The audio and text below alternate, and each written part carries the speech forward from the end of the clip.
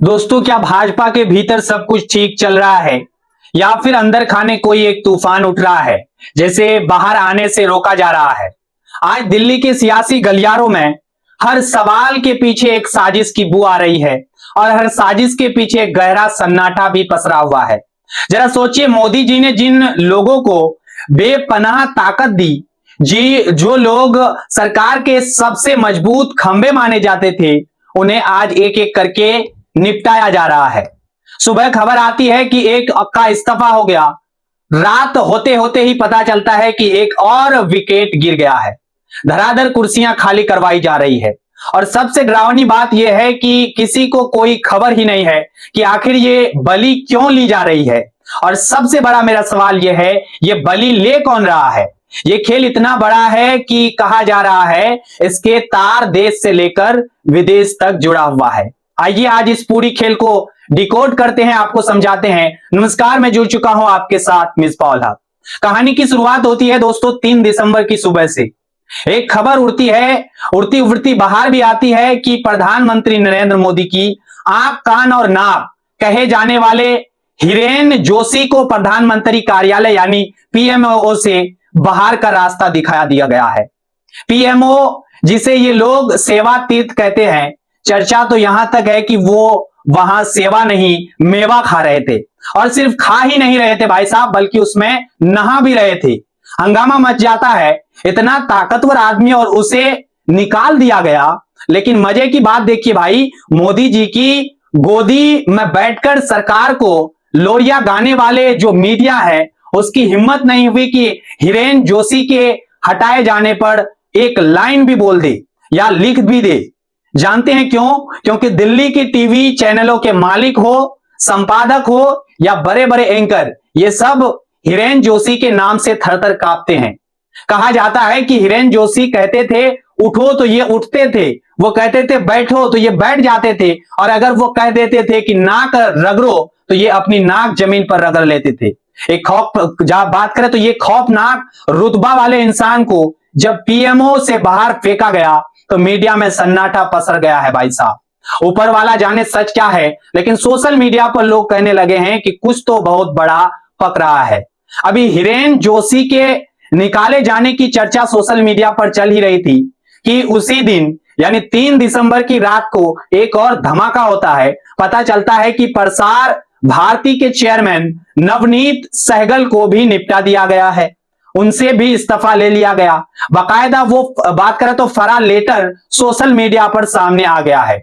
आनन फानन में इस्तीफा हुआ और एक झटके में उन्हें रिलीव भी कर दिया गया। आप षड्यंत्र देखिए भाई साहब, जिस सिस्टम ने तिहार रिटर्न सुधीर चौधरी से यानी जैसे बदनाम चेहरे का 15 करोड़ की नौकरी दी, उस सिस्टम में नवनीत सहगल की नौकरी कौन खा गया, इसकी कोई खबर नहीं। फिलहाल जान लीजिए कि मोदी जी के करीबियों में दहशत है। किसकी नौकरी कब चली जाएंगी, किसका नंबर कब आ जाएगा, ये किसी को नहीं पता है भाई साहब। अगर आपको लग रहा है कि ये सिर्फ 3 दिसंबर की बात है तो आप गलत सोच रहे हैं। ये एक पैटर्न बन चुका है। लोग धीरे धीरे निपटाए जा रहे हैं ताकि शोर ना मचे भाई साहब, अनचुपके से ये काम हो जाए। अभी 3 हफ्ते पहले की भी बात सुन लीजिए आप। लॉ कमीशन के सदस्य हितेश जैन का इस्तीफा हुआ था। अब ये हितेश जैन कौन है, आपके मन में यह भी सवाल उठ रहा होगा। ये वकील हितेश जैन हिरेन जोशी के बेहद करीबी थे। हिरेन जोशी ने ही अपनी पावर लगाकर उन्हें लॉ कमीशन में सेट करवाया था। 3 हफ्ते पहले चुपचाप उनकी भी छुट्टी कर दी गई, किसी को कानों कान तक खबर नहीं लगने दी भाई साहब। हिरेन जोशी, नवनीत सहगल और हितेश जैन, ये सारे लोग मोदी के सबसे ताकतवर लोग की लिस्ट में आते हैं। कोई मोदी का दायां हाथ था भाई साहब, तो कोई बायां हाथ, और आज ये सब सिस्टम से गायब हो रहे हैं। अब सवाल आता है आखिर क्यों, वजह क्या है। कांग्रेस नेता पवन खेरा ने एक प्रेस कॉन्फ्रेंस करके वो बात कह दी जिसने सबको चौंका दिया है। पवन खेरा ने क्या कहा उसको मैं बता दूं। उन्होंने साफ कहा कि पीएमओ के सबसे ताकतवर शख्स हिरेन जोशी को हटाए जाने के पीछे एक वेटिंग ऐप का मामला है। वेटिंग ऐप आप जानते होंगे, जी हां, वो सट्टाबाजारी का ऐप, आप सबको पता होगा। सरकार को खुलासा करना होगा कि आखिर माजरा क्या है, कौन सी थी वो वेटिंग ऐप, उसमें किसकी हिस्सेदारी है, पैसों का क्या खेल चल रहा था। चर्चाएं तो यह है कि इसके तार विदेशों तक फैला हुआ हो सकता है, और अगर सरकार जल्दी बाहर आकर सफाई नहीं देती तो जाहिर सी बात है अफवाहों का बाजार और गर्म हो जाएगा। लोग कह रहे हैं कि इतनी बड़ी हेराफेरी का मामला हो सकता है जिसकी आप कल्पना भी नहीं कर सकते।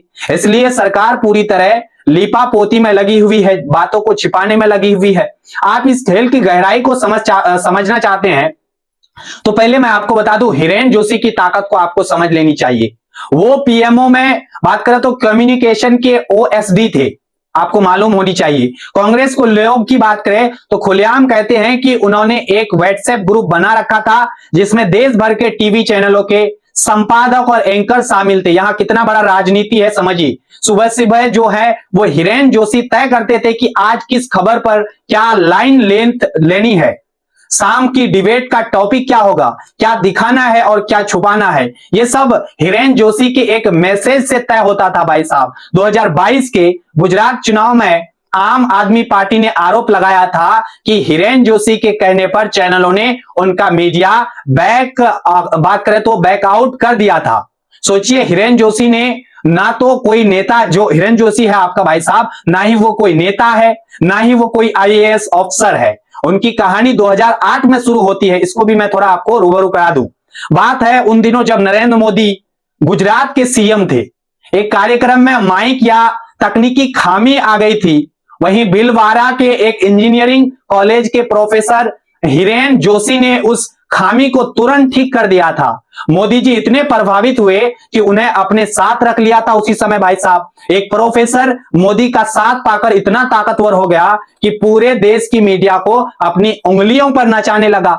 2014 में का महामानव वाली इमेज बनी, उसका पूरा खाका कौन तैयार किया था तो वो हिरेन जोशी ने ही खींचा था भाई साहब। लेकिन आज उसी शिल्पकार के पर कतर दिए गए हैं, काट दिए गए हैं। मोदी के हर कार्यालय में जिसकी ताकत बढ़ती गई उसे आज दूध में से मक्खी की तरह निकाल कर फेंक दिया गया।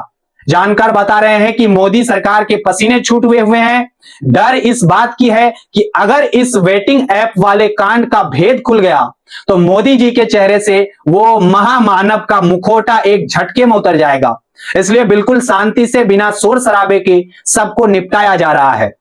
ये पूरा खेल छिपा हुआ है। चर्चा है कि अभी कई और इस्तीफे होने बाकी है। खेल बहुत गहरा और बहुत बड़ा है दोस्तों, और हम इस पर नजर बनाए हुए हैं। जैसे ही कोई नई अपडेट आएंगी हम सबसे पहले आप तक पहुंचाएंगे। इस वीडियो में इतना ही, मिलते हैं भाई साहब। अगर आपको लगता है कि हम सही सवाल उठा रहे हैं तो हमारे साथ जुड़िए, मतलब आप चैनल को फटाफट सब्सक्राइब कर लीजिए। सच जानना आपका हक है और सच दिखाना हमारा काम है। फिर मिलते हैं अगली खबर के साथ, तब तक के लिए दीजिए हमें इजाजत। आप सभी का जुड़ने के लिए बहुत बहुत आज धन्यवाद।